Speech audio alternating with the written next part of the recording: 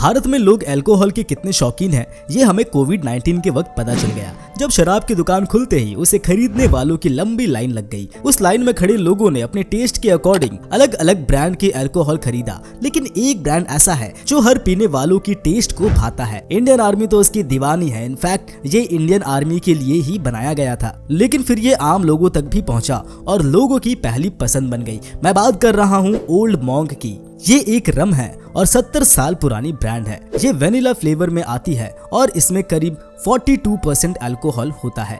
आपको ये जानकर हैरानी होगी कि जहां दूसरे प्रोडक्ट अपने एडवर्टीजमेंट में करोड़ों रुपए खर्च करते हैं, यहाँ तक कि कई दूसरे अल्कोहल कंपनी भी सोडा कहकर अपने ब्रांड की एडवर्टीजमेंट कर ही लेती है, वहीं ओल्ड मॉन्क ने आज तक कोई एडवर्टीजमेंट नहीं किया। फिर भी इसकी चाहतों की कोई कमी नहीं है, लेकिन आज 70 सालों के बाद इसके डाउनफॉल देखने को मिल रही है। इसकी सेलिंग में लगातार कमी आ रही है। एक समय था जब भारत के सारे ब्रांड के अल्कोहल एक तरफ थे और अकेला ओल्ड मॉन्क एक तरफ था। यहाँ तक कि लिकर किंग कहे जाने वाले विजय माल्या भी इससे कॉम्पिटिट नहीं कर पाए।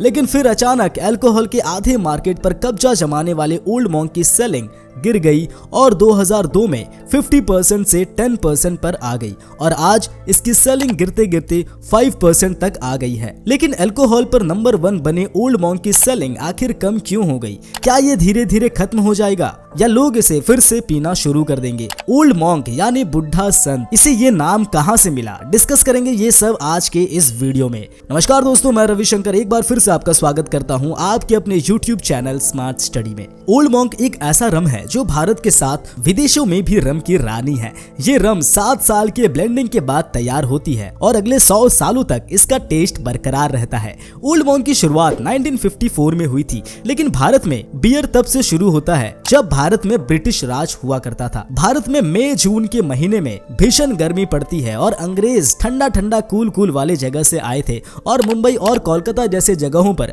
अपना डेरा जमा रखा था और वहाँ की गर्मी झेलने में उनकी दादी नानी सब याद आ जाती थी। तो भारत में ठंडे जगहों को खोजते हुए वो पहुंचे शिमला और वो बियर पीने के भी शौकीन थे, लेकिन भारत में उस समय बियर बनती ही नहीं थी, इसलिए उन्हें इंग्लैंड से बियर मंगवाना पड़ता था जो कॉस्ट में महंगा पड़ता था। तभी एडवर्ड इब्राहिम डायर नाम के एक इंजीनियर सामने आए जो शराब भी बनाते थे। इसने हिमाचल प्रदेश के कसौली में एक शराब की भट्टी लगाई और 1850 में डायर ने पहला बियर बनाकर तैयार किया और इसका नाम दिया लायन बियर और अपने कंपनी का नाम दिया डायर ब्रेवरीज। इसके बाद अब्राहम डायर ने कंपनी को रेवालपिंडी, कोयटा, वर्मा और शिमला तक पहुंचा दिया और यहां से पूरे भारत में बियर की सप्लाई होने लगी।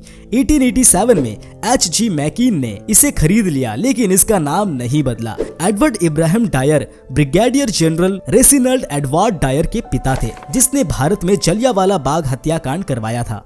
13 अप्रैल 1919 के दिन हजारों बेगुनाह लोगों पर गोलियां चलवा दी गई थी, जिसके बाद लोगों ने डायर के लिए इतना गुस्सा भर दिया कि लोग इसके पिता की कंपनी डायर ब्रेवरीज का बहिष्कार करने लगे। लोगों में इतना गुस्सा भरता देख एडवर्ड इब्राहिम डायर ने H.G. मैकीन के साथ मिलकर इसका नाम बदल दिया और इसका नाम डायर मैकीन रखा। तब तक भारत में अंग्रेजों का अंत समय आ चुका था और 1947 में भारत के आजाद होने के बाद इसे एक भारतीय नरेंद्र नाथ मोहन ने खरीदा जो इसी कंपनी में काम करते थे और इसका नाम बदलकर मोहन मैकीन प्राइवेट लिमिटेड रख दिया। अब बात करते हैं ओल्ड मॉन्क की शुरुआत कहां से हुई। तो इसे शुरू किया है नरेंद्र नाथ मोहन के बेटे वेद रतन मोहन ने। एक समय वेद रतन मोहन यूरोप टूर पर थे, तब वो वेंडिक्ट मॉन्क की लाइफस्टाइल जो एक सीधा और सरल था उससे बहुत ही अट्रैक्ट हुए। बेंडिक्ट मॉन्क रम पिया करते थे। वेद रतन मोहन ने भारत वापस आकर उसी रम को बनाया और बेंडिक्ट मॉन्क से इम्प्रेस होकर इसका नाम दिया ओल्ड मॉन्क।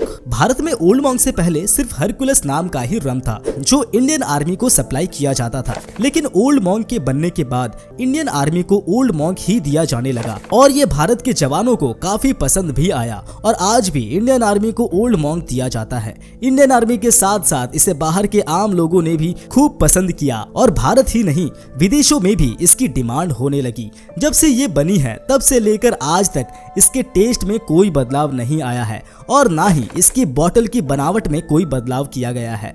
आज भी वही खुरदुरे बोतल में ही इसे भरा जाता है और ये अफोर्डेबल भी है। चाहे अमीर हो या गरीब, ये टेस्ट और बजट दोनों में ही फिट है और इसकी टेस्ट की क्वालिटी हर पीने वाले को इतना पसंद है कि चाहे बिजनेस डील हो या पार्टी, ओल्ड मॉन्क के बिना अधूरा माना जाता है। फिर चाहे वो पीने वाले नौजवान हो या बुजुर्ग, सबकी पहली पसंद ओल्ड मॉन्क ही थी। लेकिन अब सवाल ये उठता है कि जब ओल्ड मॉन्क इतना फेमस था कि बिना एडवर्टीजमेंट के ही इसने अल्कोहल के आधे मार्केट पर कब्जा जमा रखा था, तो इसका डाउनफॉल क्यों हो गया? तो इसकी डाउनफॉल का एक रीजन एडवर्टीजमेंट ना करना भी है, क्योंकि ओल्ड मॉन्क की तुलना अगर मैकडॉवेल्स से की जाए तो इसकी बिक्री ओल्ड मॉन्क के मुकाबले आधी भी नहीं थी। लेकिन फिर इसकी जोरदार एडवर्टीजमेंट की गई और लोगों को ये समझाया गया कि इसका टेस्ट अच्छा है और ये एक सेलिब्रेशन ड्रिंक है, और एडवर्टीजमेंट के दम पर इसकी बिक्री बढ़ती चली गई और सिर्फ 3 सालों में मैकडॉवेल्स ओल्ड मॉन्क से ज्यादा बिकने लगी। जहां मैकडॉवेल की सेल दिन पर दिन बढ़ती चली गई, वहीं ओल्ड मॉन्क की सेल घटती चली गई।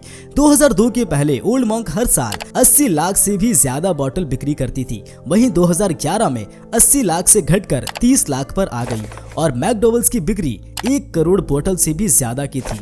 जहां ओल्ड मॉन्क की प्रॉफिट 2005 में 2.5 करोड़ रुपए था, वहीं 2014 में ये 20 करोड़ रुपए के लॉस पर चला गया और इससे कंपटीशन करने वाले सारे ब्रांड एडवर्टीजमेंट की जोर पर आगे निकलती चली गई, क्योंकि लोग अच्छे एडवर्टीजमेंट से ज्यादा अट्रैक्ट होते हैं। एक समय ऐसा भी आया जब ओल्ड मॉन्क की बंद होने की अफवाहें उड़ने लगी, लेकिन ऐसा हुआ नहीं। ओल्ड मॉन्क के गिरने का रीजन उसका अफोर्डेबल प्राइस भी हो सकता है। ओल्ड मॉन्क अपने प्राइस अफोर्डेबल रखा था, जिससे कि ये अमीर और गरीब दोनों ही अफोर्ड कर पाए।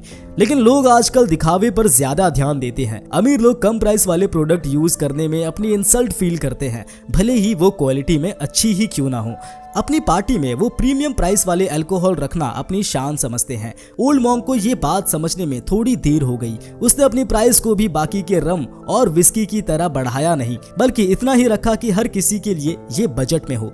लेकिन लोग दिखावे के लिए ज्यादा प्राइस वाले शराब से चेयर अप करने लगे और ये भी ओल्ड मॉन्क के डाउनफॉल का एक बड़ा रीजन बना। किसी भी प्रोडक्ट की सेलिंग उसके रिटेल डिस्ट्रीब्यूटर के हिसाब से भी होता है, क्योंकि खुदरा व्यापारी को जिस ब्रांड में ज्यादा प्रॉफिट होता है उसी ब्रांड को पहचान भी करता है। ये भी ओल्ड मॉन्क के कम सेलिंग का एक रीजन है। ओल्ड मॉन्क की सेलिंग डाउनफॉल में सरकार का भी रोल है। जैसे कि तमिलनाडु में ओल्ड मॉन्क की सेल बहुत ही अच्छी थी, वहां पर सरकार ने अचानक बिकने वाली सारी शराब की अथॉरिटी अपने अंडर ले लिया, जिससे ओल्ड मॉन्क की प्रॉफिट पर अब अपना कब्जा नहीं रहा। लेकिन अगर ओल्ड मॉन्क चाहे तो मार्केट में फिर से वापसी कर सकता है। इसके लिए उसे बिजनेस मॉडल को चेंज करना होगा। लोग दिखावा करते हैं तो दिखावे के लिए ही सस्ते की जगह थोड़ी कॉस्टली रम के वैरायटीज निकालने होंगे, क्योंकि ये फेमस तो पहले से ही है। बस थोड़े अमीर लोग के बीच अपने वैल्यूज को बढ़ाने के लिए ये करना होगा। इसके साथ ही बाकी ब्रांड की तरह इसे भी अपनी एडवर्टाइजमेंट करनी होगी, ताकि जो लोग इसे भुलाते जा रहे हैं वो इसकी टेस्ट फिर से याद कर सके और भारत के साथ साथ विदेशों में भी अपनी पहचान पहली वाली ला सके। इसके साथ ही ये किसी दूसरी कंपनी के साथ कोलैबोरेट कर सकती है, ताकि गिरते हुए सेलिंग को ये फिर से ऊपर ला सके।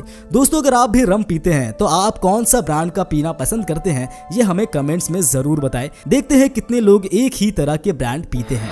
वीडियो इन्फॉर्मेटिव लगा हो तो इसे लाइक करें, चैनल को सब्सक्राइब करें और अपने दोस्तों के साथ जरूर शेयर करें। आज के लिए इतना ही, मिलते हैं अगले वीडियो में, तब तक के लिए नमस्कार।